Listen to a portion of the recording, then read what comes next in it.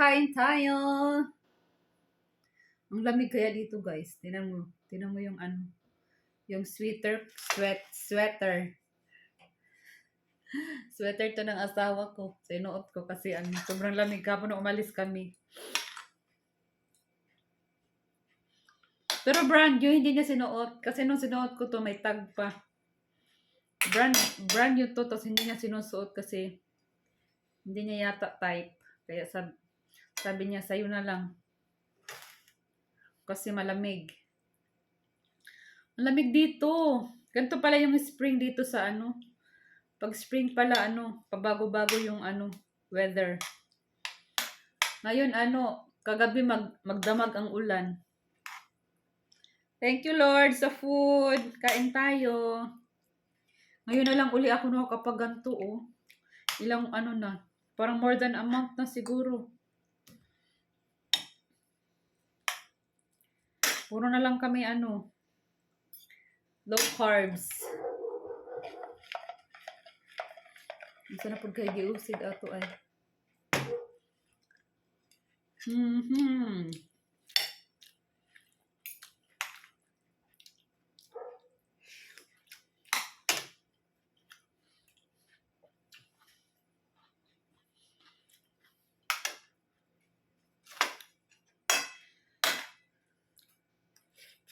Kalame.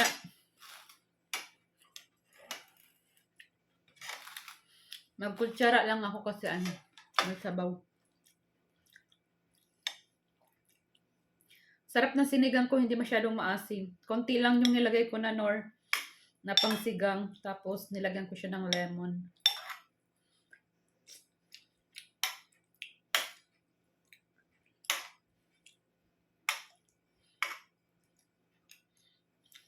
Kain.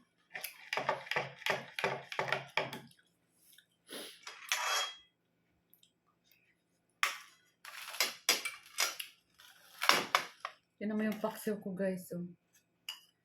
Paksiw na adobo style. Lagyan natin ng sabaw dito.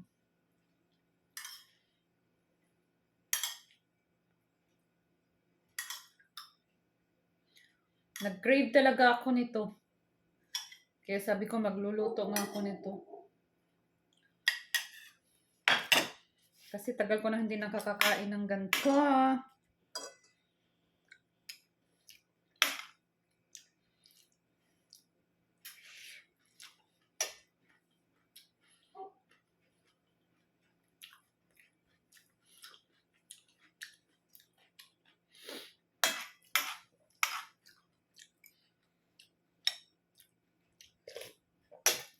Tapos itaas ang paa.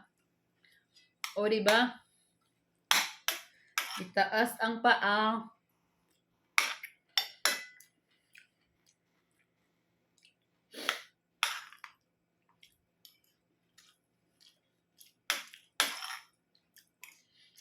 Sarap.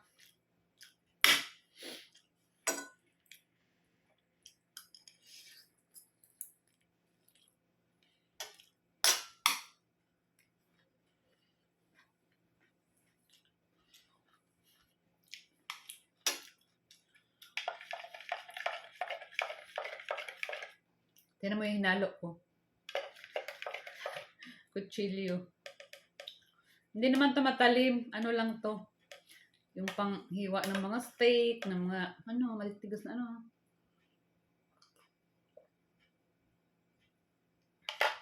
Sarap.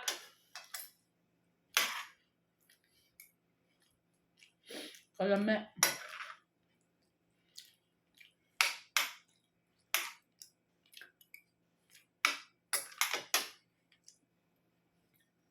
Alam mo ba yung bigas namin dito?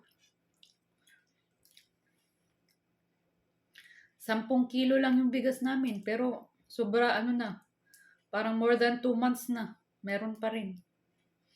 Madami pa rin. More than 2 months na.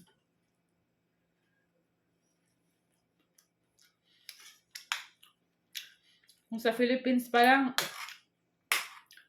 10 kilo, hindi abutan ng isang linggo. Diba?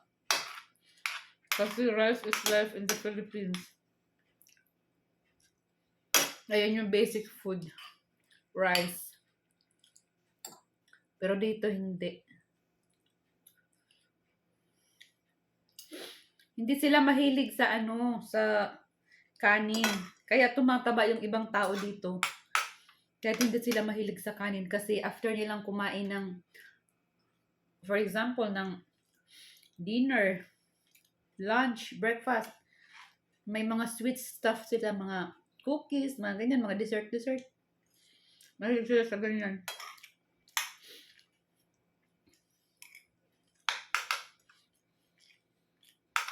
Kaya hindi kami nawawala ng ice cream, ng mga matatamis na pagkain dito kasi yung asawa ko, mahilig mag-snacks.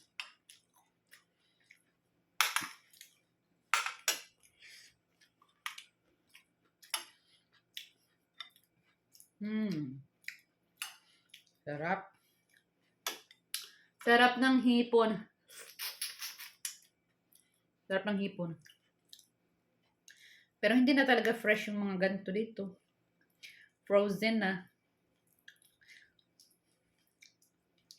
Tapos malinis na guys, oh. Malinis na siya. Tinanggalan na nila ng ganito dito.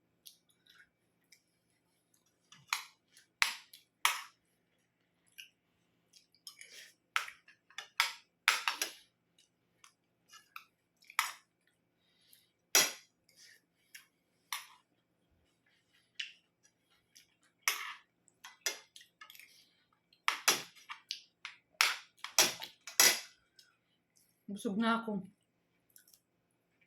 Alam mo, busog na ako. Nasanay na ako dito na ano, na kunti lang kinakain. Kasi minsan, natutulog kami alauna, 2:00.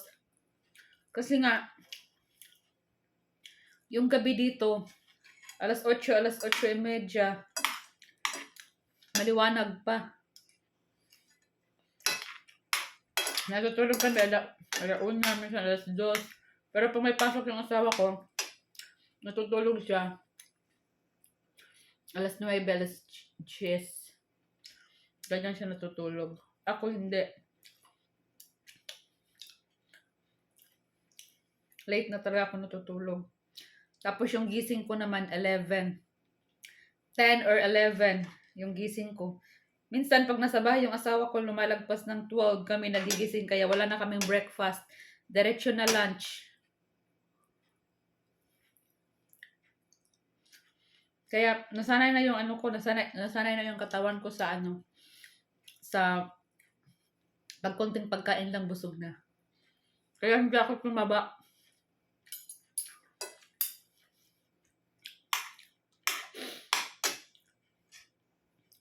Hindi ako tumaba dito yung ano ko, yung weight ko 107 pounds lang. Parang 48 kilos lang yata ako eh.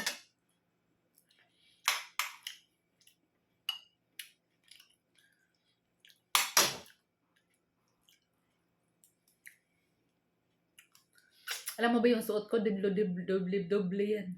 Meron pa sa loob. Kasi pag sa bahay namin, nung medyo mainit, pinatay ng asawa ko yung heater namin. Tapos nung lumamig naman, inopen niya kaya hindi malamig dito. Ay lumabas ako kanina kaya nagdoble ako. Tapos may coat pa kasi sobrang lamig. Lamig sa labas.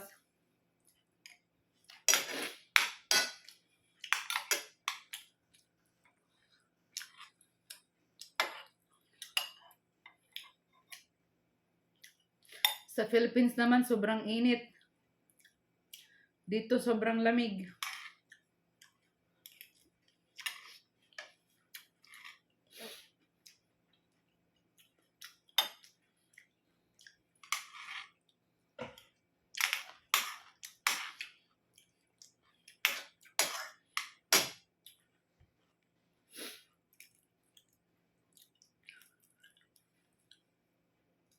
Namimiss ko na yung magsuot ng shorts, magsuot ng spaghetti, yung mga ganyan.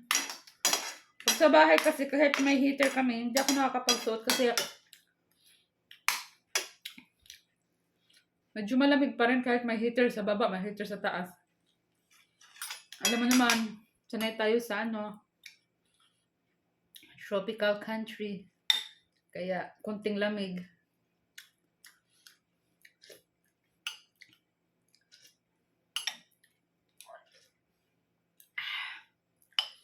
Kalami sa hipon.